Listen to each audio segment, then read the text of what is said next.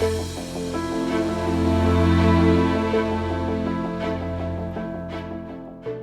the bath. Within the bath.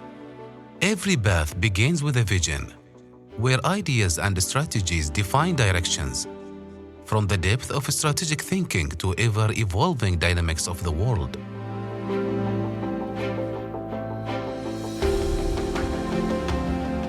A program broadcast in English brings insight into the journeys that shape the course of individuals, institutions, and nations. Prepared and presented by Mohra bint Zubair Al Zubair and audio director, Warrant Officer Ward bin Salim Al Rawahi.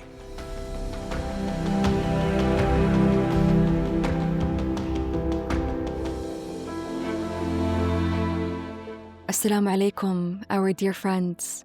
Welcome back to Within the Path. Today, I'd like to focus on a book by Mohammed Alardhi called Connecting to the Future, a blueprint for dynamic leadership. Mohammed Alardhi is currently the executive chairman of InvestCorp, a global investment manager headquartered in Bahrain. Before that chapter of his life, Mohammed Alardhi served in the Royal Air Force of Oman, where he became the youngest commander of the Air Force at the age of 31. Those years of service added another layer to a way of thinking about responsibility, people, and institutions that had already begun forming much earlier. In this episode, we're going to focus specifically on the first chapter of his book, as it already carries a lot on its own and gives us a clear sense of his background and the foundations of his leadership style. The opening chapter begins with Al-Ardhi's childhood and early life. He speaks about his family and about his father in particular. As he recalls, his father always projected resilience, calm, reassurance, and optimism, traits that stayed with him as he later took on responsibility. What comes through is a sense of confidence built early on, confidence that comes from support, encouragement, and being given the space to think, ask questions, and form one's own understanding. One can see how that early environment shaped the foundations of his leadership. And this is where the connection to leadership becomes clear. Leadership does not suddenly appear at the point of authority or position. It forms early through upbringing, environment, and experience. And in Al-Ardhi's case, through how a person learns to understand responsibility from a young age. As the chapter moves forward, one theme continues to appear, and that is situational awareness. Al-Ardhi presents it as an understanding of people, systems, timing, and risk, and of how decisions taken in one moment could, in a quick instance, affect what comes next. Situational awareness, in the way he describes it, is shared. It develops through teamwork, communication, and trust. And leadership here becomes about the ability to create conditions where information moves clearly across an organization. Listening plays an important role here too. He introduces what he calls confident silence, knowing when to speak and when to step back, and allowing others the space to contribute. This means encouraging people to talk and allowing space for them to speak and be heard. This approach strengthens judgment and helps leaders understand what is actually happening on the ground. He also reflects on leadership inside institutions, especially where hierarchy and power are involved. Here, situational awareness takes on another layer. It becomes about understanding people, context, and timing. Often, progress happens quietly, through private conversations rather than public confrontation.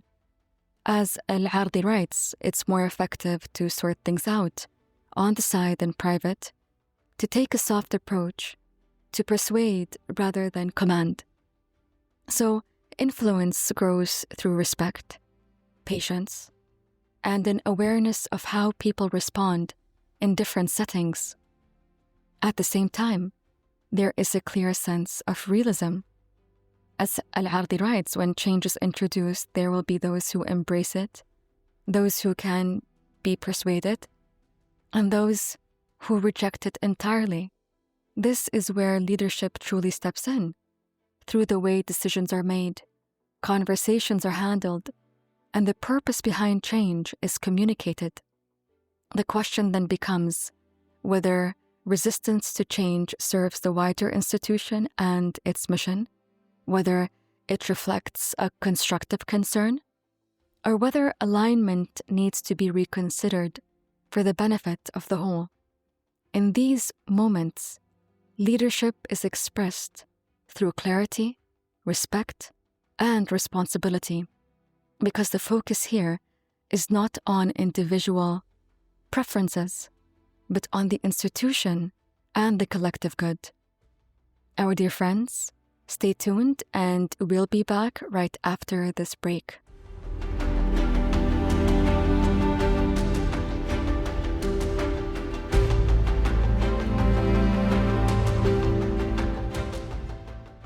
Our dear friends, welcome back.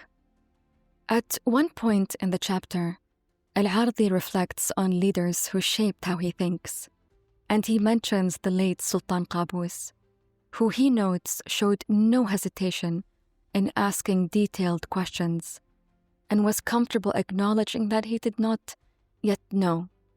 What stands out is curiosity, the willingness to ask questions and to understand systems in depth, leading to well-informed decisions. That example reinforces the idea that leadership strength comes from engagement and learning. Another strong theme in this chapter is presence. Leadership happens close to the ground, seeing conditions firsthand. These moments sharpen awareness in ways reports cannot. They allow us to sense morale and to see what is working and what needs attention. And this is where something important comes through. Leadership is not only about relying on others to bring information to us. It also carries a responsibility to go out, to ask questions, and to observe directly. Bringing ourselves closer to the field brings the field closer to us. So when I step back from this first chapter, what stays with me is a very grounded understanding of how leadership forms. It is not a position per se, and it's not something that suddenly appears. It's closer to a way of moving through life. Leadership, in the sense, is something that becomes ingrained. It is the courage to take responsibility, and just as importantly, the courage to keep learning and to be open to learning from others, because every person has something to teach us if we're willing to listen. This curiosity, this hunger to know more, to explore, to understand how things work, was there from a young age, and it stayed with Alardhi as he moved through different phases of his life. Alongside this, there's also a lesson to take, a recognition that growth is meant to be challenging, and leadership within this sense of dynamism means embracing that challenge for one's own growth and ultimately for the growth of the collective. Thank you for being with me. Until next time, this is Mohra Al Zubair from Within the Path.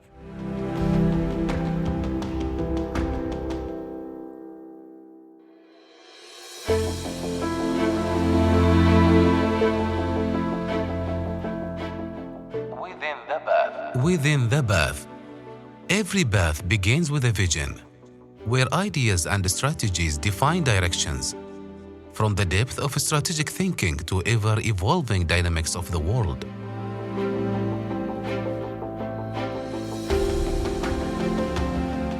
A program broadcast in English brings insight into the journeys that shape the course of individuals, institutions, and nations. Prepared and presented by Mohra bint Zubair Al Zubair and audio director, Warrant Officer Ward bin Salim Al Rawahi.